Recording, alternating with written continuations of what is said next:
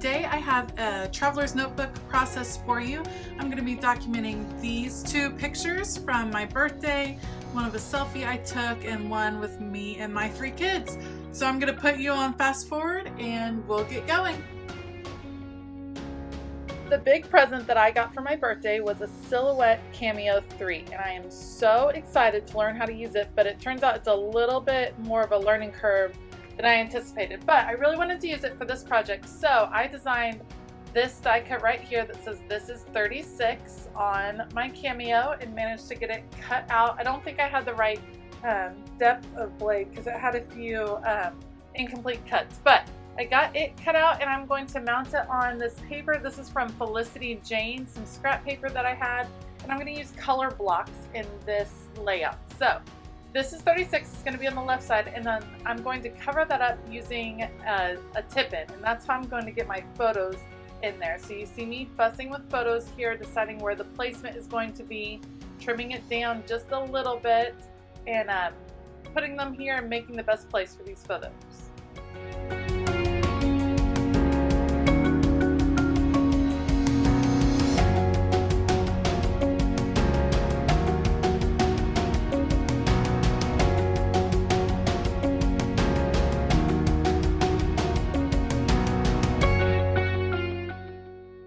Now, I decide the photos will pop a little bit more if I mount them on black cardstock first as a matte and then add them to the colored cardstock that you saw earlier. So you'll see me here putting them on here, cutting them out. I just do freehand. I generally don't use my cutter except for larger cuts, and getting them all set to go on this tip-in.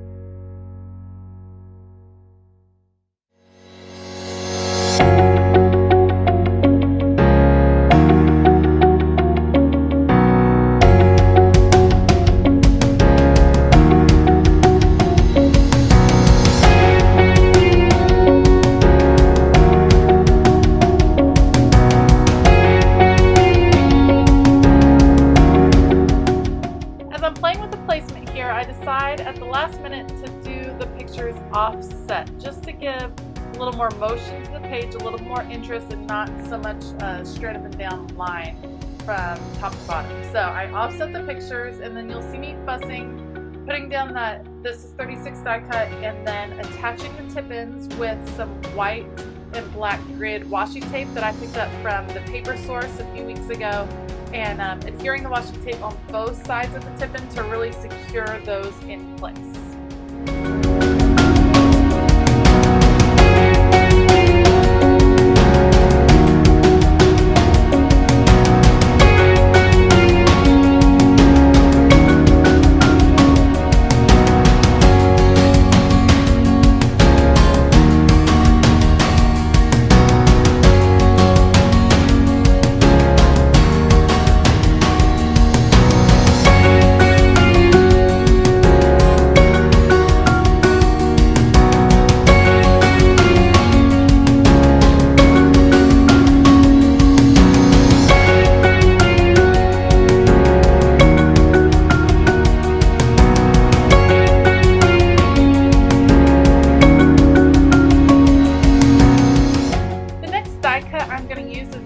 Very first thing I purchased from the Silhouette store, the online store, and it is a big die cut that says birthday on it, and I wanted to use it on the right side of the layout. I decided to mount it on the black cardstock that creates a cohesive look with those pictures that are matted on the black cardstock. So I'm going to mount it here, and then I'm going to also put that on some color blocked cardstock. The cardstock is all from Felicity Jane. It's from when I shopped their Black Friday sale, and I grabbed up a whole bunch of stuff. That is a fantastic sale. And actually, they have an ongoing sale on their website on felicityjane.com where you can find last chance deals, and it's a great way to try some of their products. So I cut out the birthday die cut on the black, and then I'm gonna use this vellum piece. This is also from Felicity Jane, and I thought the numbers were perfect for a birthday themed layout.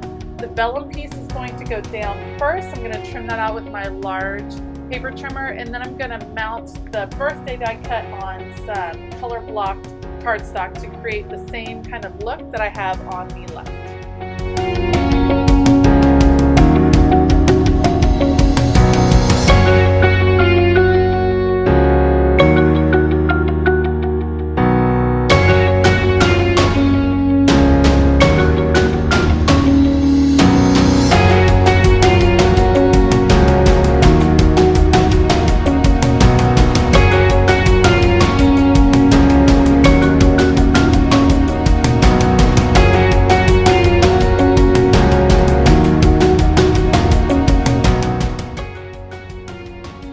a little bit of trouble deciding which colors I was going to use on the right side of the spread here, and I took out some of this video, but in the end I decided to pick up that coral color that's in the bottom left and put it on the top right, so that your eye would go from the bottom left to the top right and carry through. And then I wanted that yellow to be a predominant color as well, so I left it in the middle and you see mostly the yellow.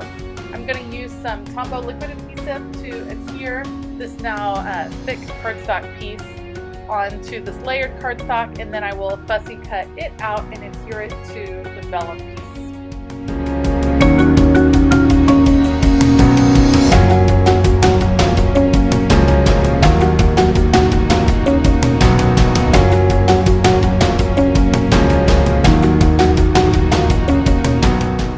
I know a lot of people don't like to use the adhesive tape on vellum because you can see through it. I don't mind. I think that's a small detail. I don't think it makes a really big difference, especially on a piece like this where there's so much going on. So I go ahead and use my adhesive, Tombow adhesive tape to adhere that, and now I'm going to switch back and look at the left side of the page after I get this birthday adhered down.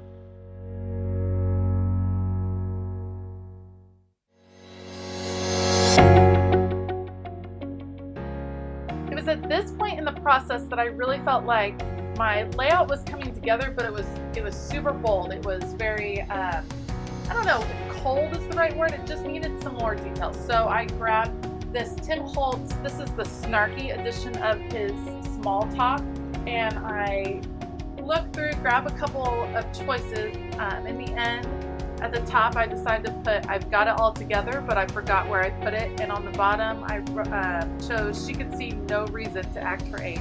And I chose those quotes in black because there's so much black on the right side after mounting that birthday die cut that I wanted to bring the black over to the left side. So I chose a couple phrases, and then I'll grab my big chat words and choose some words that I felt really encompassed how I felt for my birthday.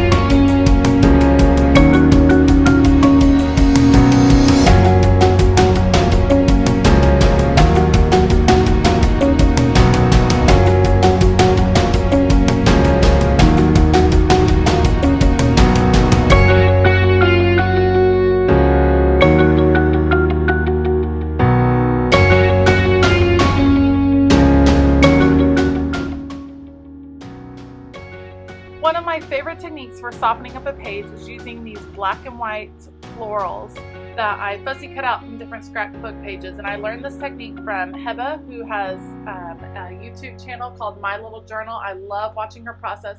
And she keeps a box of these black and white florals that she's either stamped out or cut from papers, and she uses them all the time in her layouts just to add a soft layer. And I think it really breaks up a lot of the harsh lines that I have going on, brings the black and white theme, continues it throughout, and I love the addition. So I put it here on the tip-in, and then also I add it when you open up the tip-in to that page to kind of soften the inside and frame out where I'm going to add some journaling.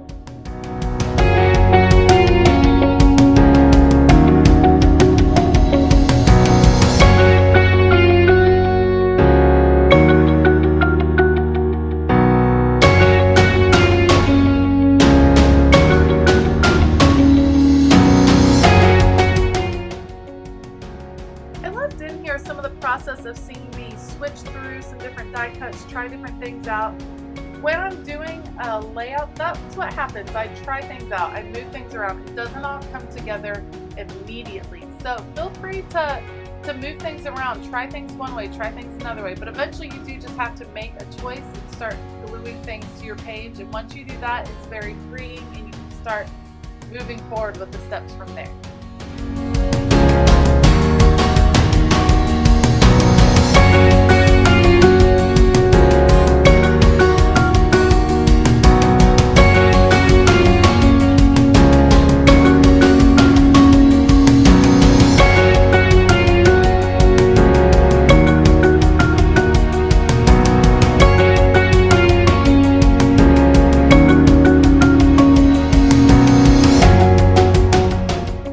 About to start journaling when I decided I wanted to bring in some of that number vellum over. I have some scraps left over from that piece that I used on the right, so I'm going to block off 2 areas here on the tip end.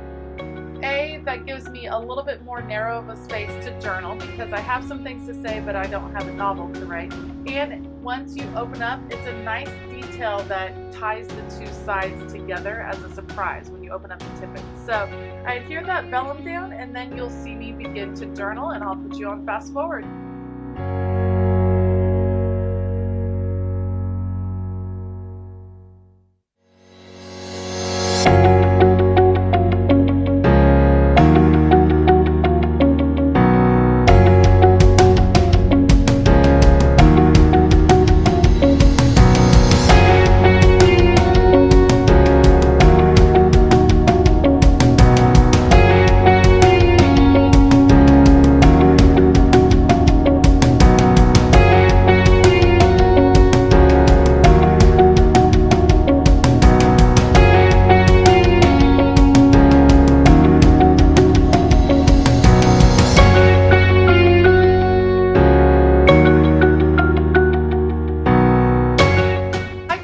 Some of the things I was feeling on this birthday, how I was beginning to kind of feel my age. I felt a little older for the first time.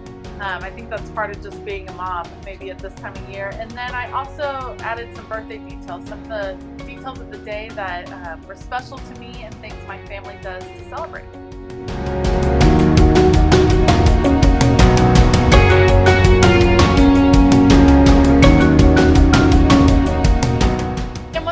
Journaling, I'm going to call this layout done.